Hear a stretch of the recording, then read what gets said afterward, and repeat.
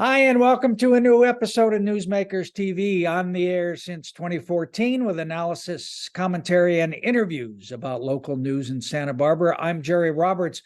It is Thursday, November 2nd, 2023, and don't look now, but we are less than 1 year away. That's 362 days and counting from the 2024 national election. I torture myself every morning by looking at the polls, and Trump is leading Biden by half a point this morning. So get those applications for dual citizenship moving today. And who better to discuss such matters than two mainstays of Santa Barbara politics and political commentary. First of all, Josh Molina, Chief Harbor Commission correspondent for Newshawk, and my special guest today, UCSB Professor Emeritus Dick Flacks. Dick, as most of you probably know, is an icon of the American left, born and raised as a red diaper baby in Brooklyn, one of the drafters of the Port Huron Statement, shout out STS, survived an assassination attempt at the University of Chicago, all before coming to UCSB in 1969. Where Governor Ronald Reagan greeted him by saying it was like hiring a pyromaniac in a firecracker factory. And of course, in the more than half century since, he, along with his late wife, Mickey, have been central figures in virtually every social justice campaign and movement on the South Coast, for which he will be honored by the Santa Barbara County Action Network, SBCAN, with a special tribute on November 12th. We'll talk a little bit about that more later. Dick, congratulations on that. Thank you. And thanks for joining us. I know we want to talk about housing, but before we do, I mean, you are one of the most astute political observers I know. Can you just say something about the political moment we're in? I mean, I cannot believe this. Here's a guy staged a coup, tried to stop the counting of ballots, overturn an election in the United States, not to mention the million people who died of COVID and so on. And he's actually either tied or leading the incumbent president of the United States. What's going on? Why is authoritarianism on the march in the U.S.? Well, I don't buy that it is necessarily on the march to that degree. But the poll, I really think we need to be very skeptical about these polls. That's always been true as a touchstone, but now we all know that people don't answer their phones anymore. So the polling industry, using telephone type of ways of contacting people, I think is in trouble in terms of getting actual human beings to respond. How do they deal with this? They deal with it by statistical modeling, which is pretty advanced as a method. In other words, it's not way off base to try to predict on the basis of models, because there is a lot of history on which these can be based. But the problem right now, I think, for predicting the elections is the generational or age differences in the electorate. I don't think they've ever been greater. And that is so correlated with responding to surveys and being available to respond to the phone calls and stuff. So older people are more available and they're more conservative, and the models are based on historical turnout assessments of by age. So young voters are said to turn out less, therefore their weights in the modeling tend to be less. I'm saying all this not because I'm trying to simply fantasize or make things seem good. I thought you were going to try to make me feel better. Well, it's partly that, but more than that is the actual elections that have happened since 2020 have been favorable to the Democrats pretty overwhelmingly and surprisingly. So I'm looking at this next Tuesday in Virginia, where the entire legislature is up for election. And Virginia is, said to be it is a purple state, and it's an terribly off-year election. So you would expect the voting population there to be weighted toward the older. And yet, I think it's reasonable to really hope for a Democratic victory, meaning taking over that House and the legislature that they don't now control, in the face of this governor who's supposed to be very effective politician, Youngkin. Yeah. And so if that happens, you can feel better, because what it and oddly enough, I couple Virginia with Poland. So Poland unexpectedly did not accept a continuing rule by the whatever they call it, the Law and Justice Party. The right wing was rejected in the majority. You've got where all these societies are deeply split, and for reasons that I have no full answer to. I agree with you. It's horribly disturbing that people are willing to think that Trump is a plausible candidate for president, let alone want to support him. And I have a feeling that one thing that's going on, it's not a complete explanation, is that the Trump base is largely people who expect nothing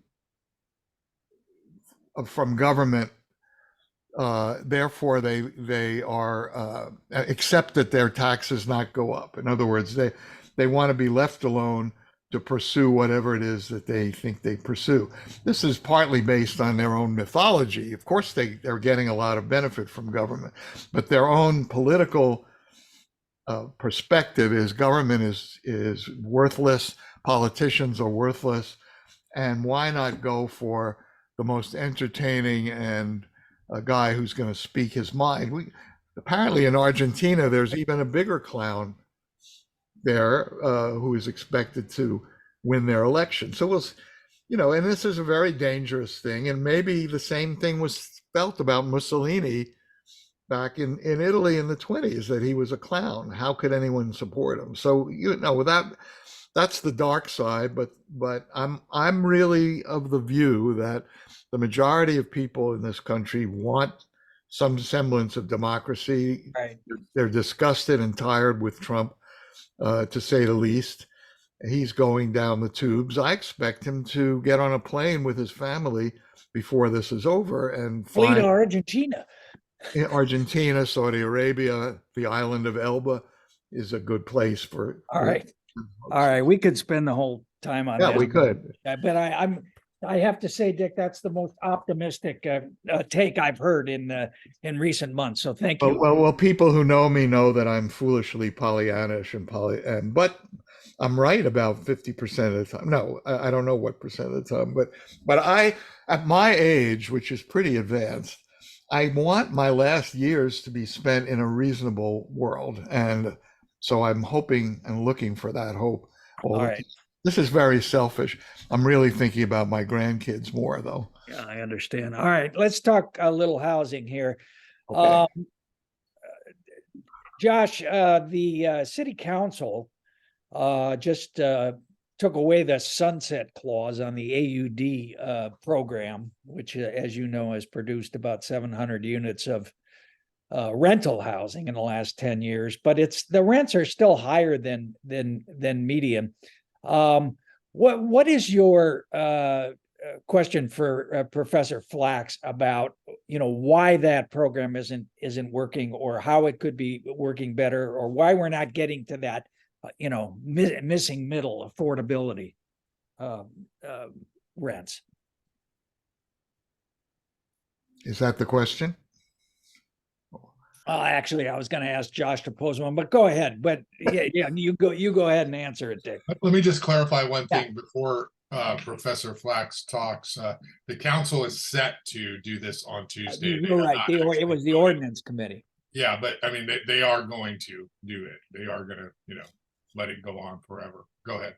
Well, the thing about that program, and by the way, my dear departed wife was a key citizen advocate for it at the time.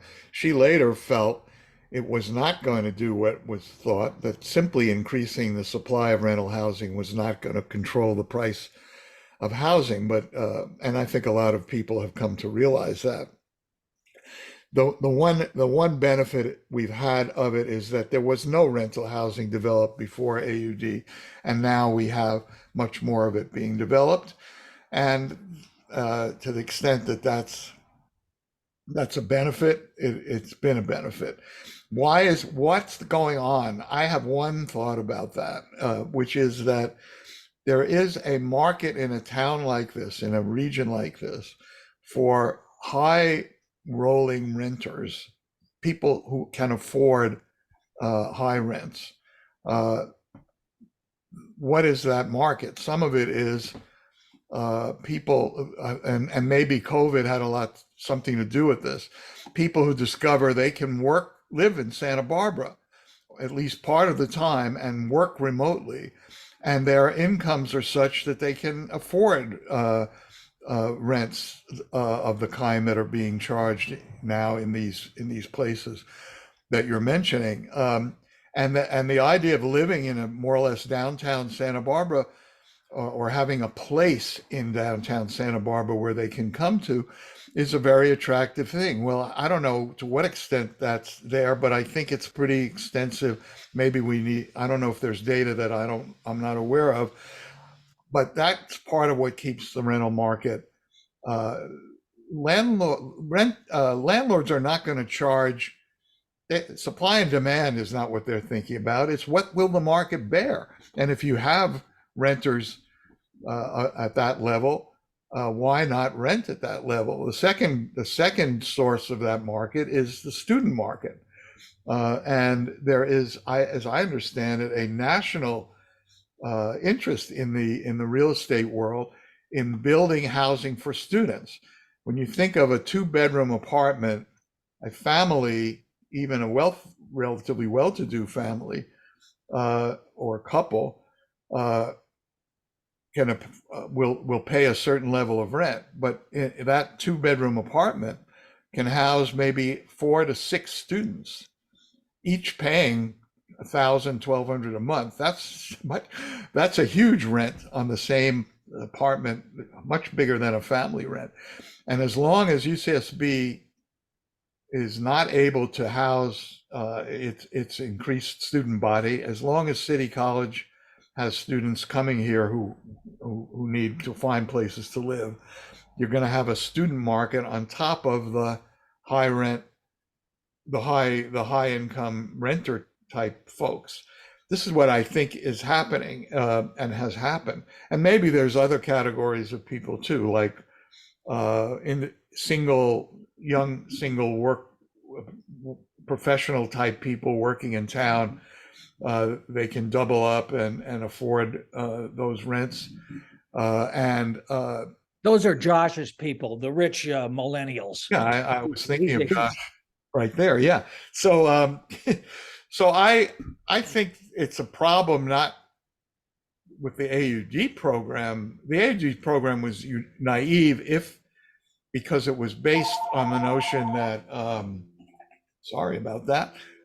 Based on the notion that supply and what the architects called affordability by design would lead to reasonably affordable apartments.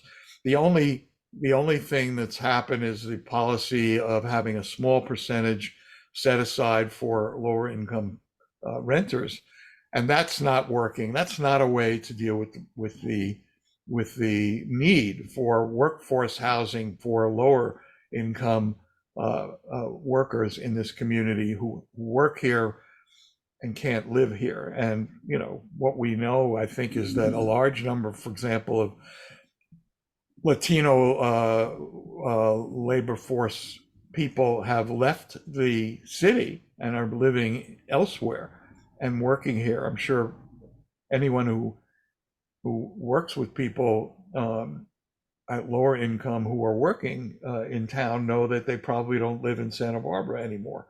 And Yeah.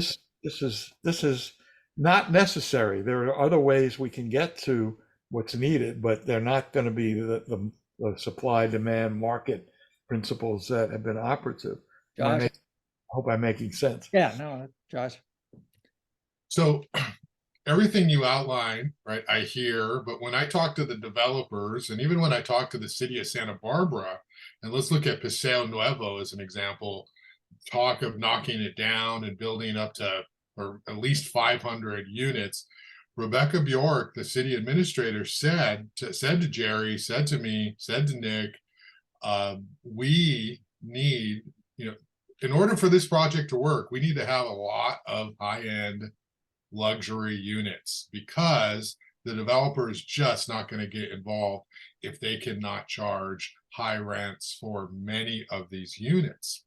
And so I guess the question is, if you have a developer who continuously says, and you alluded to it, they're going to charge as much as the market will demand, how does government change this mix? Because relying on private developers will never work.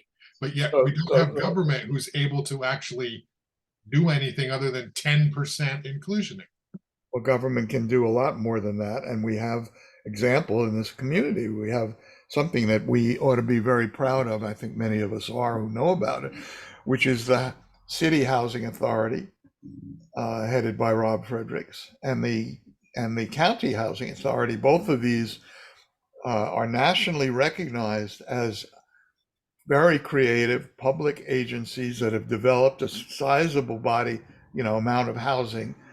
And the City Housing Authority is the one in question in terms of what you're raising. The reason for the Housing Authority urging that the city create a affordable housing fund, we maybe need to be reminded that when there was redevelopment agency operating, there was a flow of money to support government-sponsored affordable housing coming from the property tax increments that were there with redevelopment. Jerry Brown, in his wisdom, did away with all this, and that flow of funding wasn't replaced automatically. Well, just to his credit, he did send it to the schools. It wasn't that he. No, it's not like he stole it. It's like it was but I don't think adequate thought was given at all to what do we do about affordable housing at the time. And we've lost maybe more, a decade in the creation of programs that could, in other words, and this is what Mickey Flacks, my dear departed, came to say. She said, we need social housing. That's the term she used, which is a better sounding thing than public housing, because it is better because it's not just the government creating housing. It's a variety of nonprofit mechanisms for developing housing, but that needs subsidy. And the idea of creating a housing fund, which this council did create, so this exists now, Affordable Housing Fund. It was funded, the first year of it was funded by part of the budget surplus the council allocated for this. So several $1 million is there already for affordable housing, basically for the Housing Authority and other nonprofits to be able to draw on this. It's not that amount builds the housing, it's the kind of leverage that the Housing Authority needs in order to get the financing for the housing that they feel that they can build, and that they've identified sites in some cases and so forth. So let me just say, the fund is 2.8 million. Okay. Yeah. And if you talk to Rob Fredericks, they will tell you he actually competes with the AUD program, because when they're looking at land acquisition, before the AUD program, they were able to find these lots, Garden Court, these places around town. And now you have these private developers who are also looking for these same these same lots. So I guess my point is there are ideas and there is energy in a correct direction, but the Section 8 voucher housing authority list is 2 years long right now, at least. So I guess what I'm trying to get at is,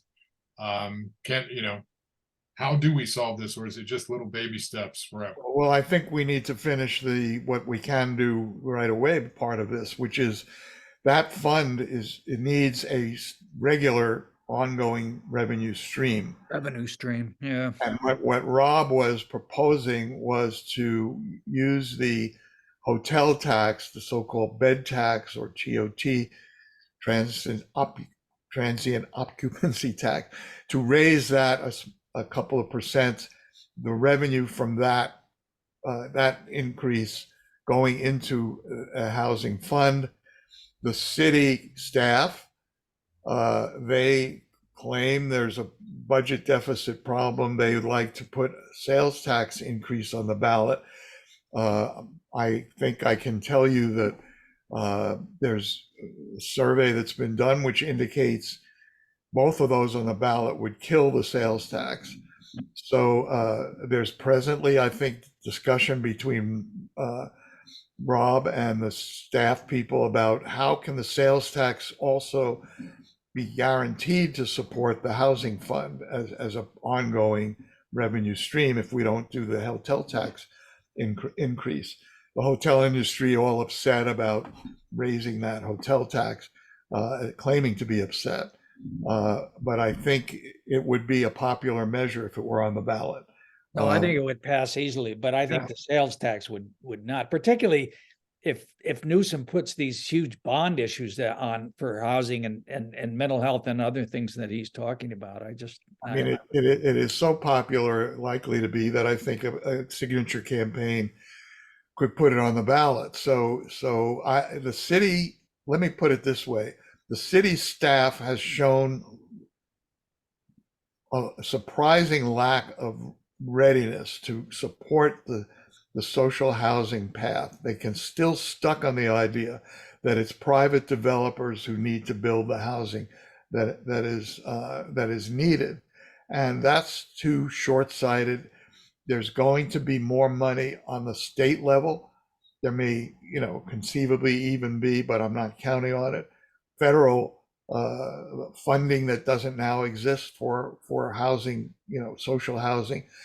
The Santa Barbara Foundation, they have just issued, this is a landmark thing, a report advocating all of these measures. They advocated in this report, they advocated the hotel tax revenue stream for the city. They advocated a bond issue for the county for affordable housing.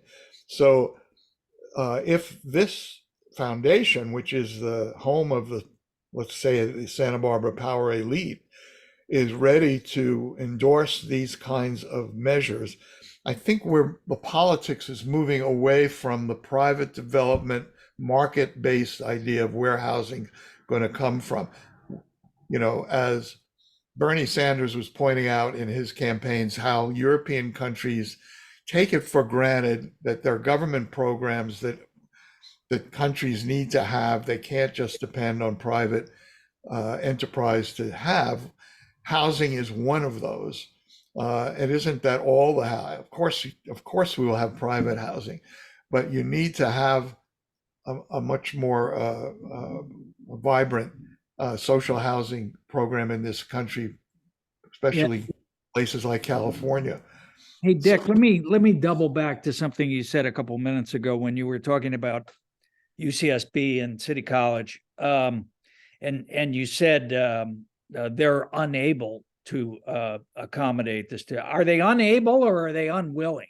I know you've been extremely active with the UCSB situation and the long-term, long-range development plan, but it seems to me there's not a lot going on out there. Apparently Dormzilla is dead. Munger Hall is no longer, but nothing else has happened. Well, I can talk about that at great length, and I want to. because I think people need to know about this. Well, unable and unwilling, those are two poles. Maybe there's something in between. I don't know. So let's put just City College. They haven't been in the housing business. Community colleges historically are for people who live in the community to go to, but there's now a beginning of a state funding for higher education housing that would include community colleges. I think the City College Board and folks like that are really seriously thinking about housing as something they need to be doing. But I don't have any real knowledge about that. On the UCSB side, so more than 10 years ago, the university said they wanted to increase the student body by 5,000 by 2025, and that would also require an expansion of the faculty and staff. And we formed a coalition called SUN, which Sustainable University Now, of environmentally oriented groups in town, in the region, to negotiate with UCSB on how they were going to mitigate the impact of their growth on the community. And there were many variables in that: traffic and energy use and water use and effects on the natural environment. All of these things were part of an agreement that SUN made with the UCSB 10 years ago about these mitigations. And the key, of course, was housing, because that growth would impact an already a crisis-ridden housing market with 5,000 more students, let alone. So UCSB came up with an agreement that they would house the 5,000 students they were adding on campus. And they added that they would commit to 1,840 employee housing units by 2025, which is a promise of an enormous contribution to the local housing market. Really, it's the largest single employer housing development by far that's ever been proposed. All of that is below market housing. Some of it rental, some of it ownership, limited equity ownership. That's the plan in the LRDP. They set aside from 10 years ago, the plan from a decade ago. That's right, and to be built by 2025. The plan includes exact sites where all this would happen, and pretty well developed concepts about design for all of this housing. This coalition signed on to this agreement. Personally, I was thrilled by the housing agreement because I could see no hindrance at that time to UCSB wanting to do this housing. Many of the UC campuses have had pretty ambitious employee housing as well as student housing programs in the last few years. So and they need it. They can't recruit faculty without providing a lot of housing subsidy for the people they're recruiting.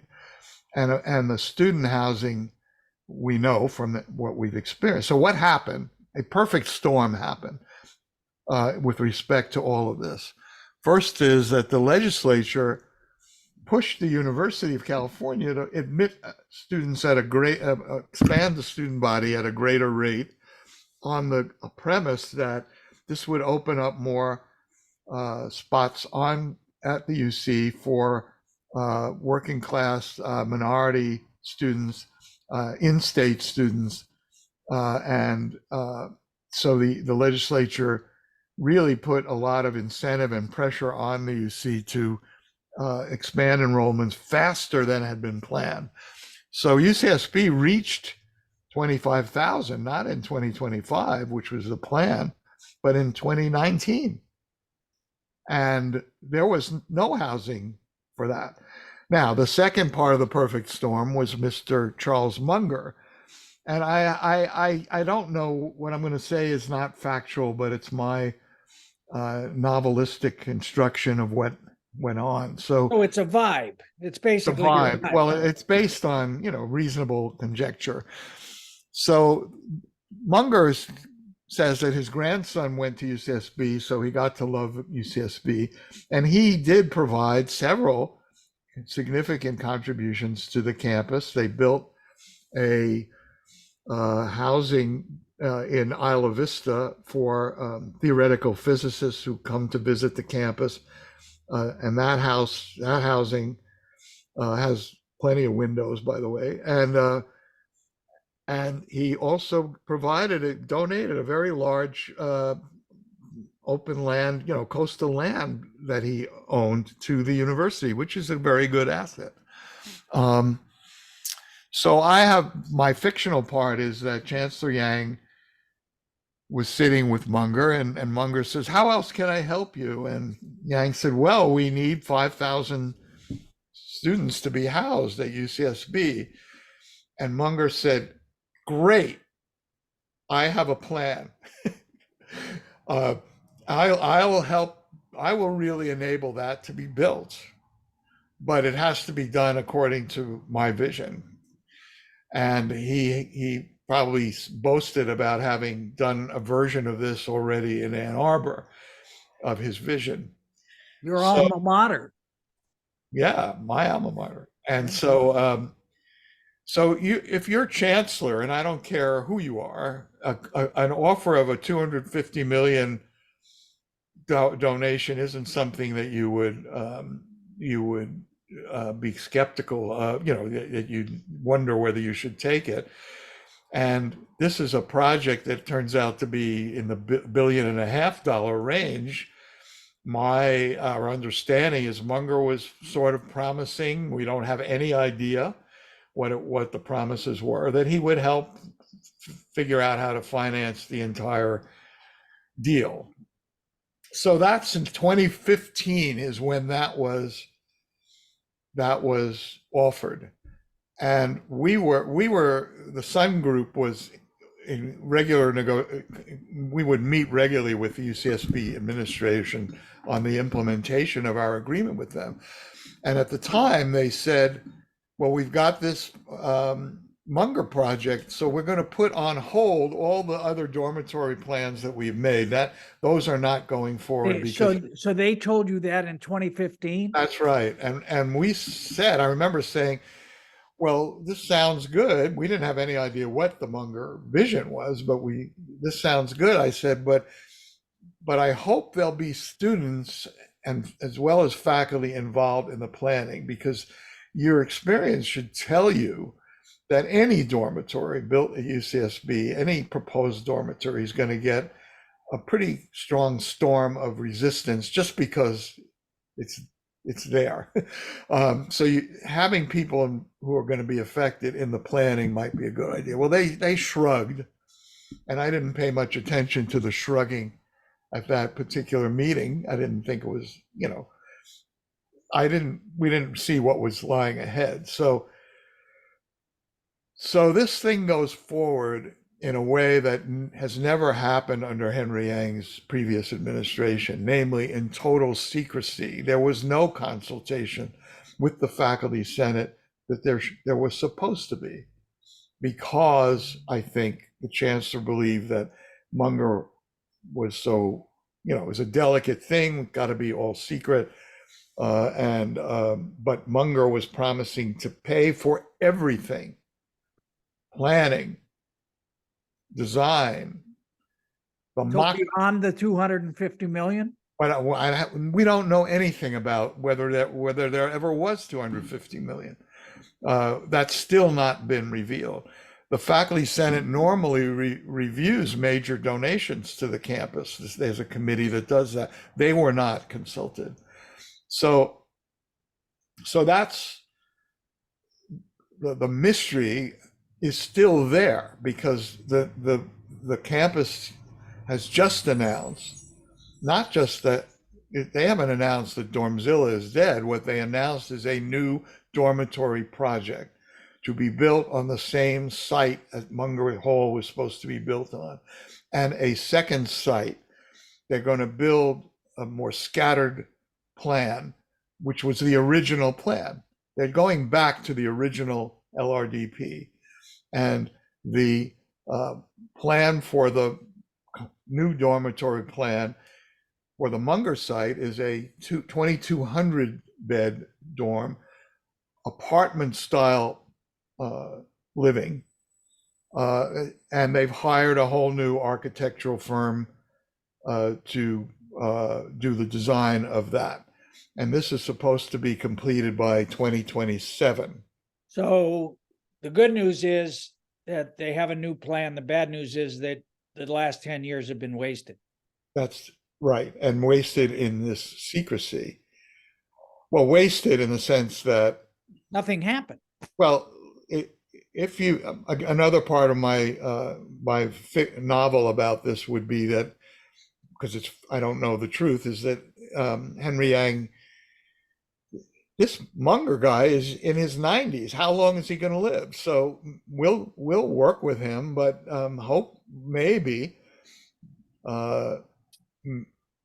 this design won't be required of us after he's passing, but the funding may still be available. This is I don't think Yang would ever confess to such thoughts, but that's probably possibly what. It reminds me when I went to work at UCSB for about 5 years. When I first went out there, our old friend George Thurlow, who worked closely with the chancellor, said, the thing you got to know about Henry is he's got his hands on everything and his fingerprints on nothing. Yes, that's very good. Well, I've been pretty supportive of him as chancellor because because he was very ready to consult with faculty, students. You know, he never made decisions that's part of what George may have meant by that statement, is that he always wanted other people in the mix in the decision-making process. But in this case, that was not at all. Yeah. And the price is severe because that when so this blew up, you know, the Munger plan blew up in terms of, in fact, the Sun Coalition was saying they haven't kept their pledge at all. We were making that a public announcement. The PR response by UCSB is, well, wait, no, we're going to build this big dormitory. Yeah. And that's when the architect guy quit the campus committee that wasn't consulted and blew the whistle on all this. Right. Yeah. And pointing out this is the world's largest dormitory. Yeah. That may have appealed to maybe Chancellor Yang too. We're going to build the world's largest. He is an engineer. We got just a couple minutes left. I want to bring Josh back in. So Josh, as I recall, you have written, have you not, about the city of Goleta suing UCSB over this, and I think the county as well. Yeah. I mean, to what extent is the pressure, the underlying pressure of student housing sort of underpinning, you know, this broader housing shortage or affordable housing shortage that we have? Yeah, and I want to springboard off that and ask Dick about, we can't really talk about UCSB and building a new Munger Hall or a new dormitory like exclusive of just Isla Vista. Okay, I live about 2 minutes from Isla Vista. Okay, I live, you know, at Goleta. I walk to Isla Vista every day. Okay, and Isla Vista is so packed. It is so jammed. We know the conditions that students are living in, and you know, any extreme example that you've heard is true, okay, about people living in cars or living in, you know, a basement or an attic or, like, you know, part of a room or whatever, and renting that. And so I guess my question is, you know, and I have a kid who just recently went to college, so these things are fresh on my mind. You know, these parents have these idealistic views on my kids going to UCSB, right? Paradise Beach. And then they live in Isla Vista in these conditions where these developers, these property owners, charge astronomical amounts and there's often the conditions are not safe. This goes to Jerry's thing, like there's spillover into Goleta, into the unincorporated area, impacts all over. How do we address the issue of Isla Vista and the fact that I don't want to insult anyone who lives there or the Isla Vista Community Services District who's doing so much, but like that setting, that situation is not good for a lot of students in Isla Vista. How do we separate IV from UCSB and why is UCSB taking greater ownership of Isla Vista? Oh yes, and that has been over decades a progression of more responsibility by UCSB for Isla Vista. It's a whole long history which we don't have time to get into of failure going back to earlier chancellors, but Yang has been good on this, on cooperating and trying to figure out what to do in IV. It's the 5,000 beds they're now committed to building is only the beginning of what could be further developed in terms of campus housing for students. Furthermore, the Ocean Road project, which is designated as a faculty staff housing project on the border between UCSB and Isla Vista, is a major project, 540 apartments planned. But the problem there was they felt they had to, and I don't know why, to partner with a private developer to do that. All the other faculty housing that UCSB has built has been done by the Campus Housing Administration without a private developer. And this Ocean Road was announced 3 years ago as going forward with a private developer called Greystar. They have pulled out, Greystar has pulled out of Ocean Road. Therefore, that project is, again, now another mystery. Where is that? What is going to happen? Other campuses, and this I think is an important news item, Irvine and San Diego have built much more faculty housing without private development, without a profit-seeking private developer. And the private developer basically is saying, we don't need to partner with UCSB for campus housing. We can buy student housing in Isla Vista, like is already that process begun by other people. Greystar is saying the same thing. We want to do student housing, but it's more profitable for us to own that housing in the private market. You're talking about the renovations. The renoviction is, and that's been going on. There's more renoviction threats in Santa Barbara City. And this is a continuing, I mean, these companies are coming into to communities all over the place. And student housing is one of their business models. Can you really have a country, a society, where people who are living in their homes, working people, are told are evicted in order to create student housing at a higher rental level? Is that an appropriate business plan for the USA or for Santa Barbara in particular? I don't think so. I don't think we can, and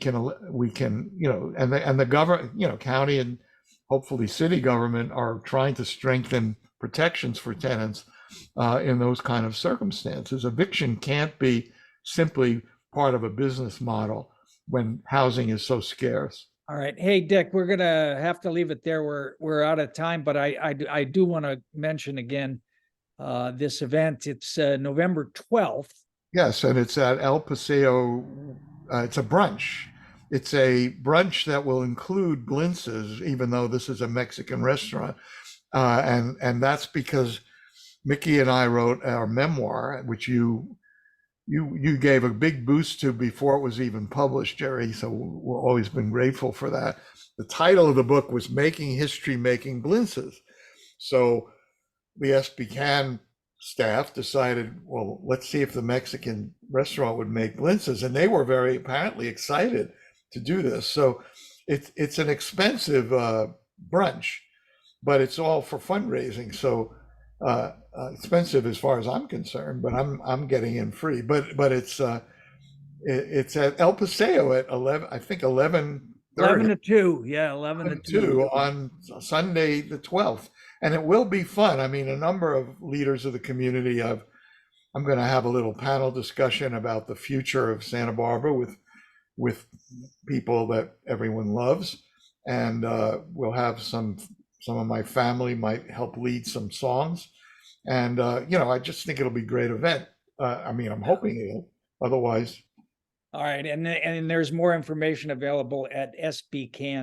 sbcan.org. That's sbcan.org. Yeah. Thank you. Hey, Professor Dick Flacks, thank you so much. We always learn so much when we talk to you, and appreciate your perspective, particularly your optimism on the national situation. But I'm going to get back to you if the Dems get trashed on next Tuesday in Virginia, and we'll. Let me just say about optimism that hope and optimism are two somewhat distinct things. I'm someone who looks for hope. Okay. And that's how that's my methodological advice to you. Look for hope. Don't be optimistic, because the world is in really a bad state. But hope. How can we not have hope? All right. And right? We haven't even talked about the Mideast, and I know, Dickie, I think you have the longest running program on KCSB, Culture of Protest. 41 years. Thank you. Thursdays at 4 p.m. is when it's on live, but you can find it on kcsb.org for a couple of weeks after the live broadcast. And yes, tonight I'm doing a program of music from Israel, sung by Palestinian and Jewish youth chorus, and a podcast involving that I didn't do, that I'm just rebroadcasting about with some Israeli leftists and the agonies that they're experiencing. So that's Culture of Protest. Thank you. 4:00. Yeah. All right. And Josh Molina, of course, you can hear his podcast at SB Talks. You can read him in Newshawk, his politics and policy coverage. And if you're really lucky, you can take his course at Santa Barbara City College. Hey, thank you for having me. I was so pissed off at something that you wrote I knew you would respond by saying, "Hey, come on," and this was great. Thank you. All right. Take care. Thanks very much, both of you. Yeah. Take care.